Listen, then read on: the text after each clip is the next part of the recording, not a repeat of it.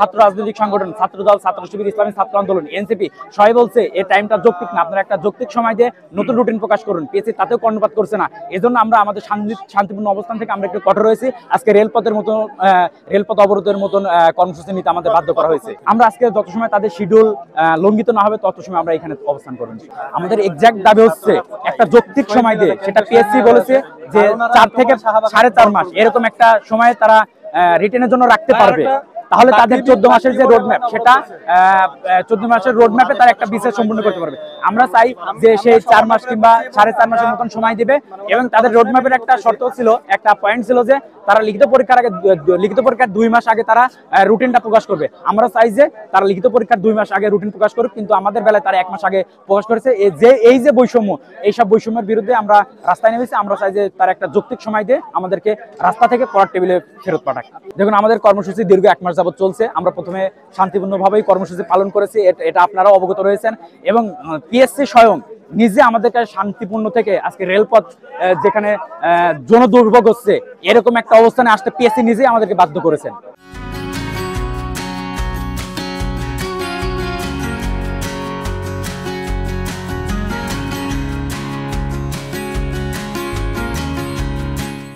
আপনি প্রথমে যেটা বললেন যে দাবিটা কতটুকু যৌক্তিকসঙ্গত, হ্যাঁ, ঢাকা বিশ্ববিদ্যালয়ের তারিক মঞ্জুর স্যার, বিএনপির সালাউদ্দিন স্যার, এনসিপি, ছাত্র শিবির সবাই আমাদের আন্দোলনে একাত্মতা পোষণ করেছে, সবাই বলেছে। এবং সালাউদ্দিন স্যার আজকে নিজে এসে বলেছে যে তোমাদের দাবির সঙ্গে আমি একমত। তাহলে এখানে যৌক্তিকতা নিয়ে এটার কোনো প্রশ্নই থাকে না।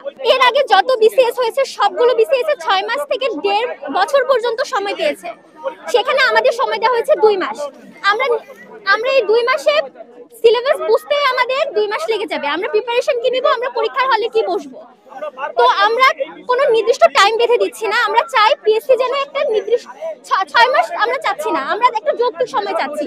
4 মাস, 5 মাস, 3 মাস, যেটা তাদের কাছে যৌক্তিক মনে হবে আমরা সেই সময়টুকু তাদের কাছে চাচ্ছি।